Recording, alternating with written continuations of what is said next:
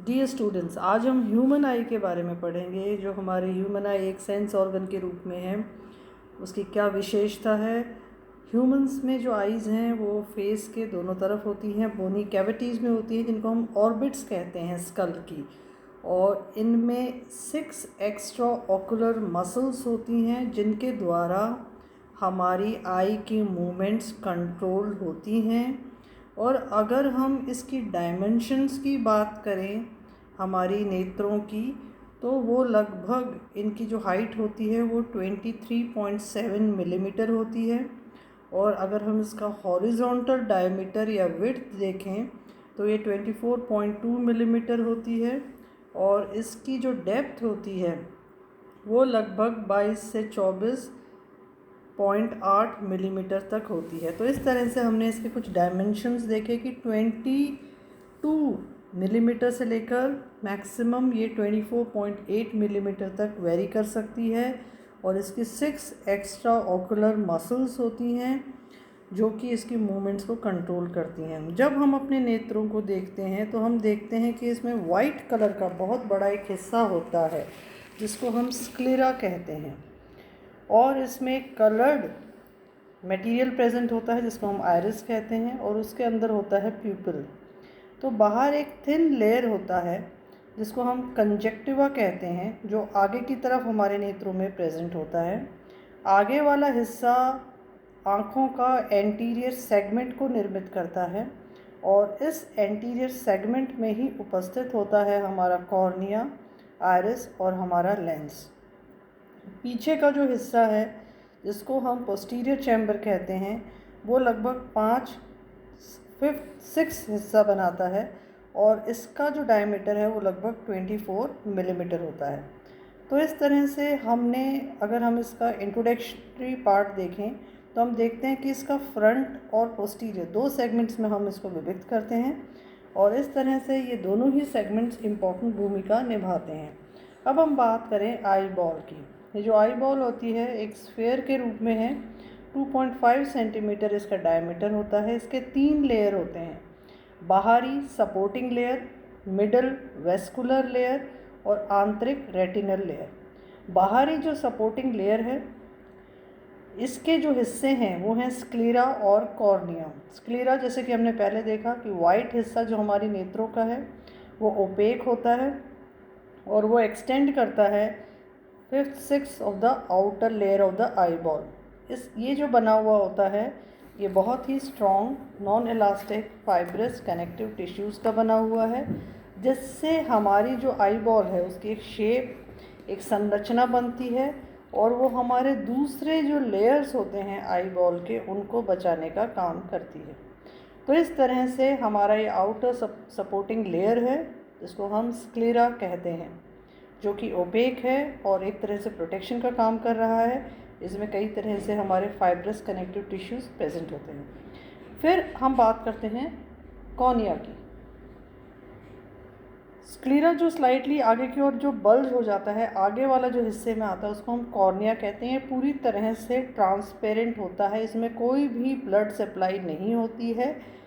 ये एक तरह से नॉन एडजस्टेबल लेंस है जिससे कि लाइट या रोशनी जो है वो हमारी आई बॉल में एंटर करेगी। एक थिन ट्रांसपेरेंट मेम्ब्रेन या झिल्ली है जो कि आईलिड्स के पीछे की तरफ होती है, जिसको हम कंजक्टिवा कहते हैं, जो कि टर्मिनेट करती है कॉर्निया में। तो एक ट्रांसपेरेंट झिल्ली है आईलिड्स की, कंजक्टिवा, जो टर्मिनेट करती है कॉर्निया में।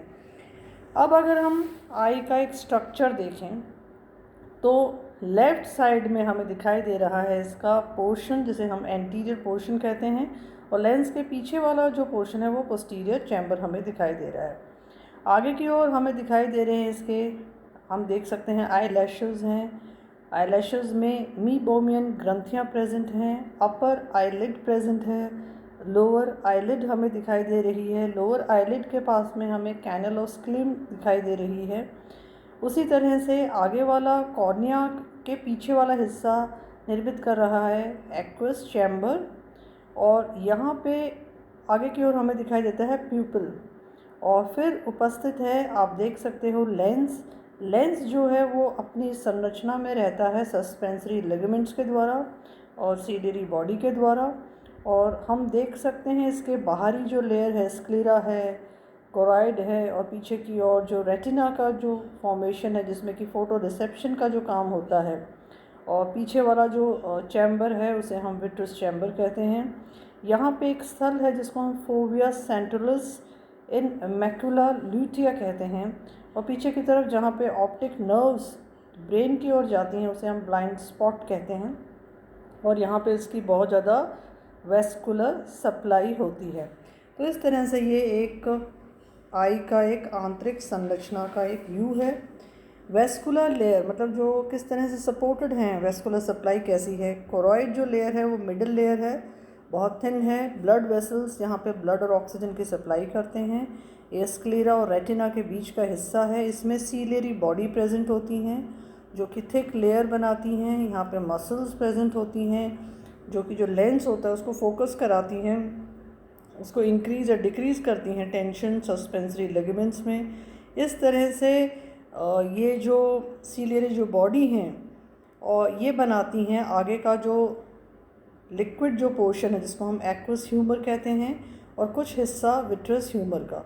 सीलियरी प्रोसेसेस इनवर्ड एक्सटेंशन होते हैं सीलियरी बॉडी के, उनको हम सीलियरी प्रोसेसेस कहते हैं, जिससे कि लेंस अपनी प्लेस में उपस्थित होता है। आइरिस जो है वो कलर्ड एरिया होता है, एंटीरियर एक्सटेंशन होता है कोरॉइड लेयर का, ये थिन होता है, मस्कुलर होता है। इसकी वजह से ही प्यूपिल अपने आकार को नियंत्रित करता है कि कितनी रोशनी आँखों में आनी चाहिए। कॉन्ट्रैक्शन और जो रिलैक्सेशन होता है आइरिस का वो एक रिफ्लेक्स रिस्पॉन्स से होता है। जो लेंस होते हैं वो इलास्टिक होते हैं, कलरलेस होते हैं, ट्रांसपेरेंट होते हैं और बाई कॉन्वेक्स प्रकृति के होते हैं, और इपिथेलियल सेल्स के द्वारा ये निर्मित होते हैं। जो लेंस क्योंकि ट्रांसपेरेंट है, कलरलेस है, फ्लेक्सिबल है, एकोमोडेट कर सकता है, चेंज कर सकता है अपनी शेप को, फोकस करता है अलग अलग ऑब्जेक्ट्स में, इसलिए लेंस एडजस्टेबल है। जो एकोमोडेशन है इसका वो सीलियरी मसल्स के सहयोग से होता है। अब अगर हम कक्ष की बात करें तो आईबॉल जो है उसके दो कक्ष हैं जो कि सेपरेटेड रहते हैं लेंस से। तो लेंस के आगे की ओर वाला हिस्सा एक्वस कक्ष को बनाता है, एक्वस चैम्बर को बनाता है, जो कि कॉर्निया और लेंस के बीच में है। ये जो कक्ष है ये फिल्ड होता है थिन वाटरी फ्लूइड से, जिसमें कि amino acids, glucose, ascorbic acid और दूसरी जो रेस्पिरेटरी जो गैसेस हैं वो यहाँ पे बहुत मात्रा में उपस्थित होती हैं। एक्वस ह्यूमर नरिश करता है लेंस और कॉर्निया को, ये रिफ्रैक्ट करता है लाइट रेज को, उनको फोकस करता है रेटिना के ऊपर, जिससे कि एक कांस्टेंट प्रेशर मेंटेन रहता है आई बॉल में। तो आई बॉल में एक कांस्टेंट प्रेशर की उपस्थिति अनिवार्य है, और ये न्यूरिशमेंट का जो काम होता है वो एक्वस ह्यूमर के द्वारा होता है। विट्रस चैम्बर जो लार्जेस्ट चैम्बर है जो कि 80% हिस्सा बनाता है आई बॉल का, और ये लेंस के पीछे और रेटिना के मध्य के बीच में उपस्थित होता है। ये जेली लाइक या जिलेटिनस पदार्थ का बना हुआ है जिसमें सॉल्ट्स और म्यूकोप्रोटीन्स बहुत ज़्यादा मात्रा में उपस्थित हैं। ये आई बॉल को रोक के रखता है कोलैप्स होने से। जो फ़ोटो रिसेप्शन का जो काम है रेटिना का उसको सपोर्ट करता है। जो रोशनी जो आ रही है, जो नेत्रों के प्यूपिल के थ्रू एंटर कर रही है, उसको फोकस कराने का जो काम होता है रेटिना पे, वो इस विट्रस चैम्बर के मध्यस्थता के द्वारा ही संभव है। अब तीसरी बात है retinal layer of eye ball. ये मल्टी लेयर्ड हैं, लाइट सेंसिटिव मेम्ब्रेन है जो कि इनरमोस्ट लेयर होता है।